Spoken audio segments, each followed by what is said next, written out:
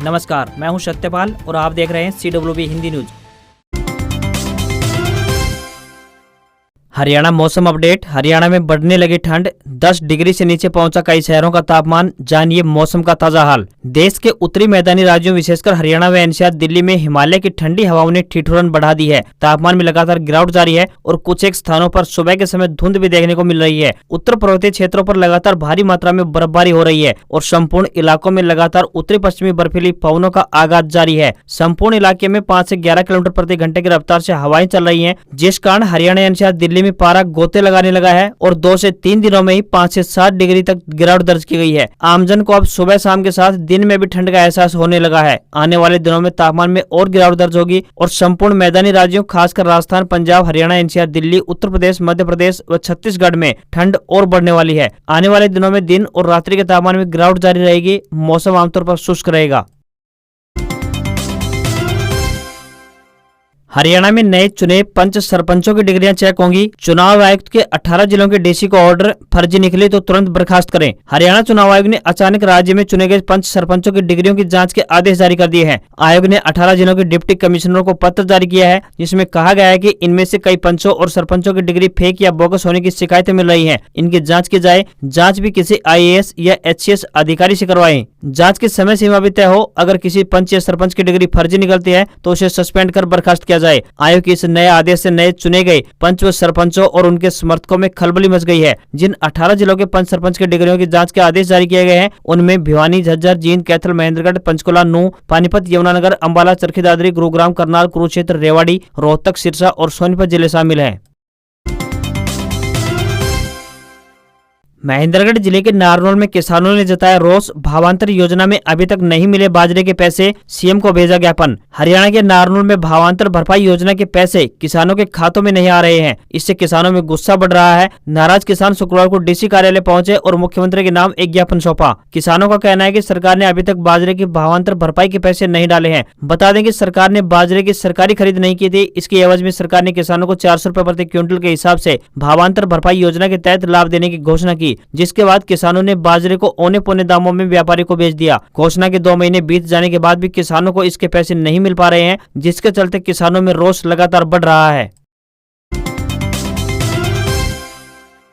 हिसार में CET को लेकर स्टूडेंट्स का प्रदर्शन। परीक्षा में 4 गुना उम्मीदवार क्वालिफाई करने के नियम को बदलने की रखी मांग। कॉमन एलिजिबिलिटी टेस्ट को लेकर हिसार व अन्य जिलों के छात्र लघु सचिवालय पहुंचे। छात्रों ने अपनी मांगों को लेकर डीसी के माध्यम से हरियाणा सरकार को ज्ञापन सौंपा। प्रदर्शनकारी छात्रों ने बताया कि पहले सरकार ने CET को केवल पात्रता परीक्षा ही मानने की बात कही थी, इसलिए CET को केवल पात्रता परीक्षा ही बनाया जाए। जनरल श्रेणी में 50% एवं आरक्षित वर्ग में 40% वाले हर स्टूडेंट्स को ग्रुप C के दूसरे पेपर में बैठने का मौका दिया जाए। जो बच्चे एग्जाम क्वालिफाई कर चुके हैं उन सभी को पेपर देने का मौका दिया जाए। CET को केवल पात्रता परीक्षा बनाने में अधिक स्टूडेंट्स को मौका मिलेगा। हरियाणा में होने वाली एस्टेट परीक्षा भी केवल पात्रता परीक्षा है। आपको यहां पर बताते चले कि सरकार पद के हिसाब से 4 गुना उम्मीदवार ही अगली परीक्षा में बैठाने का फैसला लेने की तैयारी में है। 4 जिलों में अनाज की बर्बादी से चौकन्ना हुई खट्टर सरकार। हब और साइलो तकनीक से 37 जगह बनेंगे 10.5 लाख टन क्षमता के गोदाम। पंजाब के बाद दूसरे बड़े अन्न उत्पादक राज्य यानी हरियाणा में उचित भंडारण के अभाव में अब अनाज की बर्बादी नहीं होगी। करनाल, कुरुक्षेत्र, कैथल और फतेहाबाद में करीब 40,000 टन अनाज की बर्बादी की जांच प्रशासनिक सचिवों को सौंप चुकी मनोहर सरकार ने 37 स्थानों पर 10.5 लाख टन क्षमता के नए गोदाम बनाने का निर्णय लिया है। यह गोदाम हब साइलो और स्पोक साइलो तकनीक पर आधारित होंगे। हब और स्पोक मॉडल एक परिवहन प्रणाली है। केंद्रीय स्थानों के लिए स्पोक तथा लंबी दूरी के परिवहन के लिए हब का इस्तेमाल किया जाता है। प्रशासनिक सचिव 1 महीने में अपनी रिपोर्ट सरकार को देंगे, जिसके बाद दोषी अधिकारियों पर गाज गिरनी तय है। हरियाणा में बदला जिला सैनिक और अर्ध सैनिक कल्याण विभाग से पेंशन लेने का नियम। करना होगा यह काम। हरियाणा सरकार ने जिला सैनिक एवं अर्ध सैनिक कल्याण विभाग से वित्तीय सहायता यानी पेंशन लेने से संबंधित पॉलिसी में संशोधन किया है। सरकारी प्रवक्ता ने बताया कि विभाग से वित्तीय सहायता प्राप्त करने वाले सभी लाभार्थी साल में एक बार नवंबर के महीने में अपना जीवन प्रमाण पत्र उनके संबंधित जिला सैनिक और अर्ध सैनिक कल्याण कार्यालय में जमा करवाना होगा। अगर वित्तीय सहायता का लाभार्थी व्यक्ति हस्ताक्षरित जीवन प्रमाण पत्र उसके संबंधित गाँव या क्षेत्र के राजस्व अधिकारियों अर्थात ग्राम पंचायत के सरपंच या नंबरदार द्वारा विधिवत सत्यापित किया जाता है तो उसको व्यक्तिगत रूप से प्रस्तुत होने की आवश्यकता नहीं है। यदि वित्तीय सहायता का लाभार्थी अपने जीवन प्रमाण पत्र देय तिथि यानी 30 नवंबर के बाद प्रस्तुत करता है तो व्यक्ति के समय पर जीवन प्रमाण पत्र प्रस्तुत न करने का कारण भी मांगा जा सकता है और उसकी वित्तीय सहायता तुरंत शुरू की जा सकती है और उसे बकाया भुगतान भी किया जा सकता है। यदि कोई लाभार्थी अपना जीवन प्रमाण पत्र होने का 30 नवंबर तक प्रस्तुत नहीं करता है तो सैनिक एवं अर्धसैनिक कल्याण कार्यालय के संबंधित कल्याण अधिकारी द्वारा उसकी वित्तीय सहायता का भुगतान तुरंत रूप से रोक दिया जाएगा। वहीं वित्तीय सहायता प्रदान करने के लिए अन्य सभी नियम और शर्तें अपरिवर्तित रहेंगी।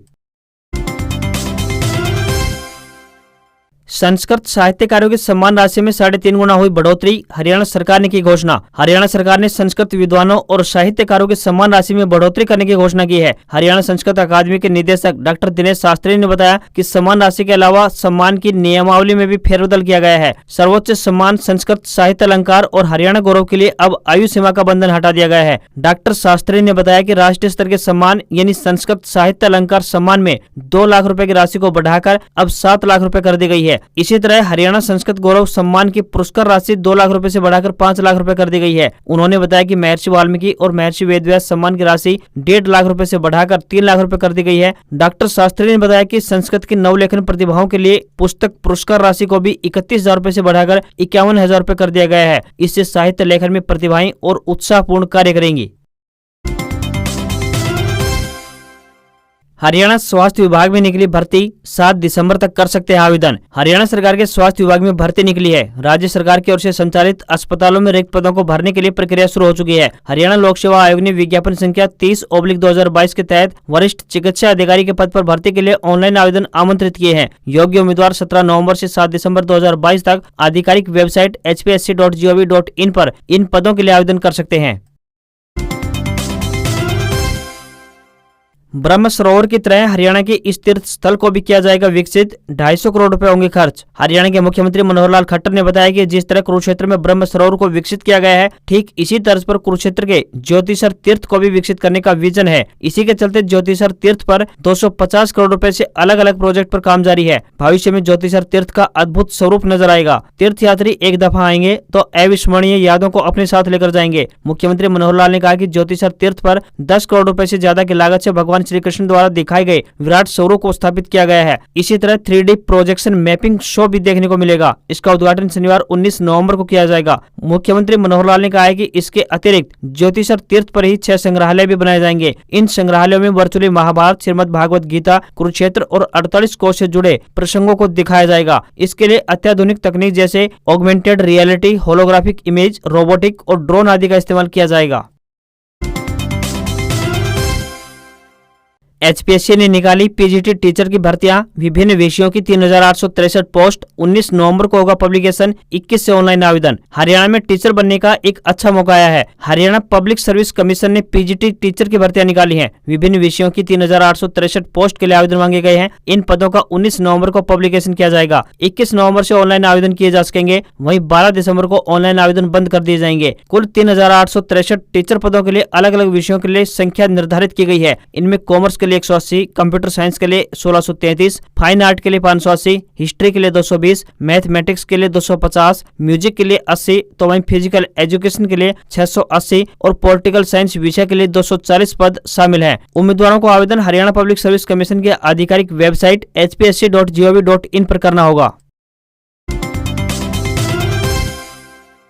खट्टर सरकार का बड़ा फैसला, गीता जयंती महोत्सव में जाने वाले 10 जिलों के यात्रियों को बस किराए में मिलेगी छूट। हरियाणा के मुख्यमंत्री मनोहर लाल खट्टर ने कुरुक्षेत्र में आयोजित अंतर्राष्ट्रीय गीता जयंती समारोह में 19 नवंबर से 6 दिसंबर तक जाने के लिए 10 जिलों के यात्रियों को राज्य परिवहन की बसों के किराए में 50% छूट देने का बड़ा फैसला लिया है। इसका महोत्सव में भाग लेने वाले लाखों तीर्थ यात्रियों को लाभ मिलेगा। इस महोत्सव में देश विदेशों से लाखों की संख्या में श्रद्धालु भाग लेते हैं। महोत्सव की महत्ता को ध्यान में रखते हुए और ज्यादा से ज्यादा लोगों को परिवहन सेवाओं को लाभ प्रदान करने के लिए हरियाणा राज्य परिवहन की बसों के किराए में 50% छूट दी जा रही है। परिवहन मंत्री मूलचंद शर्मा ने बताया कि सरकार के इस फैसले का लाभ कुरुक्षेत्र से सटे 10 जिलों के लोगों को मिलेगा। इनमें कुरुक्षेत्र, करनाल, पानीपत, जींद, कैथल, पंचकुला, अंबाला, यमुनानगर, सोनीपत और रोहतक जिले शामिल है। अंतर्राष्ट्रीय गीता जयंती समारोह के दौरान सरकार द्वारा कुरुक्षेत्र के 48 कोष के परिधि में आने वाले 75 धार्मिक तीर्थ स्थलों पर भी अनेक प्रकार के कार्यक्रमों का आयोजन किया जाएगा। इन क्षेत्रों में तीर्थयात्री आसानी से भ्रमण करने के अलावा कार्यक्रमों का आनंद लेने के साथ ही धार्मिक तीर्थ स्थलों से जुड़ी जानकारी भी ले सकेंगे। नए वोट बनवाने का मौका, छुट्टी वाले दिन भी बनाए जाएंगे वोटर कार्ड, ये डेट की गई है निर्धारित। जींद के उपायुक्त डॉक्टर मनोज कुमार ने बताया कि मुख्य निर्वाचन अधिकारी हरियाणा के निर्देशानुसार 1 जनवरी 2023 को आधार तिथि मानकर मतदाता सूचियों का संक्षिप्त पुनरीक्षण 8 दिसंबर तक जारी किया गया है। इस दौरान आम जनता से दावे एवं आपत्तियां प्राप्त की जाएंगी। 1 जनवरी 2023 निर्धारित तिथि मानकर मतदाता सूची का संक्षिप्त पुनरीक्षण 2023 का कार्यक्रम गत 9 नवंबर से 8 दिसंबर तक जारी किया जा रहा है, जिसके तहत 19, 20 नवंबर तथा 3 व 4 दिसंबर 2022 यानी शनिवार व रविवार को विशेष अभियान की तिथियां घोषित की गई हैं। जो भी पात्र व्यक्ति 1 जनवरी 2023 को 18 वर्ष या इससे अधिक आयु के हो गए हैं, वे इस अवसर का लाभ उठाकर मतदाता सूची में अपना नाम दर्ज करवा सकते हैं। बीएलओ अपने अपने मतदान केंद्र पर सुबह 9 बजे से लेकर सायं 5 बजे तक हाजिर रहकर दावे एवं आपत्तियां प्राप्त करेंगे। नए वोटर कार्ड बनवाने के लिए 2 रंगीन पासपोर्ट साइज फोटो, आयु प्रमाण पत्र, रिहायशी प्रमाण पत्र जैसे कि राशन कार्ड या बैंक पासबुक या बिजली का बिल इत्यादि दस्तावेज अपने साथ लेकर आएं। राष्ट्रीय मिशन के तहत रेवाड़ी में आई विभिन्न पदों पर भर्ती। नेशनल हेल्थ मिशन यानी एनएचएम हरियाणा, DHFWS पलवल एवं पंचकुला द्वारा district health and family welfare society Rewari में विभिन्न पदों पर भर्ती के लिए आवेदन मांगे गए हैं। जो भी उम्मीदवार इन पदों के लिए इच्छुक हैं, वे भारतीय डाक के माध्यम से अपने आवेदन भेज सकते हैं। बता दें कि यह भर्तियां कॉन्ट्रैक्ट आधार पर की जाएंगी। नोटिफिकेशन जारी होने की तिथि की बात करें तो 16 नवंबर 2022 है। इंटरव्यू की तिथि 25 नवंबर 2022 तय की गई है। आवेदकों की शैक्षणिक योग्यता एनएचएम हरियाणा के मानदंडों के अनुसार होगी। किसी भी वर्ग के उम्मीदवार को कोई भी आवेदन शुल्क जमा नहीं करना होगा। न्यूनतम आयु की बात करें तो 18 वर्ष, अधिकतम आयु 42 वर्ष निर्धारित की गई है। इन पदों के लिए आपको ऑफलाइन आवेदन भेजने होंगे। उम्मीदवारों से विनम्र निवेदन है कि भर्ती के लिए आवेदन करने से पहले आधिकारिक विज्ञापन अवश्य देख लें। युवाओं को बिजनेस शुरू करने के लिए 15,000 रुपए देगी हरियाणा सरकार, जानिए आवेदन करने का तरीका। सीएम मनोहर लाल खट्टर के नेतृत्व में हरियाणा की गठबंधन सरकार प्रदेश की प्रगति के रास्ते पर आगे बढ़ाने के लिए अनेक कल्याणकारी योजनाएं चला रही है। इन सरकारी योजनाओं का उद्देश्य महिलाओं, बच्चों, किसानों, बुजुर्गों, आर्थिक रूप से कमजोर नागरिकों और युवाओं को समाज की मुख्य धारा से जोड़ना है। अक्सर देखा जाता है कि इन कल्याणकारी योजनाओं की जानकारी लाभार्थियों तक नहीं पहुँच पाती है। ऐसे में हम इस खबर के माध्यम से जानकारी देने का प्रयास कर रहे हैं। प्रदेश के बेरोजगार युवाओं को आत्मनिर्भर बनाने के उद्देश्य से मनोहर लाल खट्टर सरकार ने आत्मनिर्भर हरियाणा ऋण योजना 2022 की शुरुआत की है। इस योजना के तहत युवाओं को स्वरोजगार के लिए प्रोत्साहित किया जाएगा। इस योजना के अंतर्गत युवाओं को छोटा बिजनेस शुरू करने के लिए 15,000 रुपए का ऋण 2% की ब्याज दर पर दिया जाएगा। आवेदनकर्ता हरियाणा का मूल निवासी होना चाहिए। वहीं आवेदनकर्ता की सालाना आमदनी की बात करें तो 2.5 लाख रुपए से कम होनी चाहिए। साथ ही आवेदनकर्ता पहले से किसी भी स्वरोजगार का हिस्सा नहीं होना चाहिए। अगर डॉक्यूमेंट की बात करें तो आपको बता दें कि Aadhaar card, PAN card, income certificate, domicile, bank खाते की passbook, mobile number, passport size photo, शैक्षणिक योग्यता, अंक सूची की आवश्यकता होगी। वहीं वेबसाइट की बात करें तो आत्मनिर्भर.हरियाणा.gov.in पर जाकर ये फॉर्म अप्लाई कर सकते हैं। लगातार दूसरे दिन गिरावट में बंद हुआ बाजार। सेंसेक्स 87 अंक गिरकर 61,663 पर बंद। निफ्टी 36 अंक टूटा। ऑटो के शेयर सबसे ज्यादा गिरे। शेयर बाजार में हफ्ते के 5वें और आखिरी कारोबारी दिन गिरावट देखने को मिली है। लगातार दूसरे दिन बाजार में गिरावट आई है। सेंसेक्स 87 अंकों की गिरावट के साथ 61,663 के स्तर पर बंद हुआ है। निफ्टी 36 अंक बढ़कर 18,307 के स्तर पर पहुंच गया है। सेंसेक्स के 30 में से 20 शेयरों में गिरावट देखने को मिली है। लगातार दूसरे दिन बाजार गिरावट के साथ बंद हुआ है। वहीं सराफा बाजार की बात करें तो सोने और चांदी तेजी देखने को मिली है। 24 कैरेट सोना 52,953 रुपए प्रति 10 ग्राम पर बंद हुआ। चांदी की बात करें तो ये 61,320 रुपए प्रति किलोग्राम पर पहुंच गई है। रुपया डॉलर के मुकाबले 6 पैसे कमजोर हुआ है। $1 का रेट 81 रुपए 70 पैसे पहुंच गया है। आज खबरों में बस इतना ही। देखते रहिए CWB हिंदी न्यूज। नमस्कार।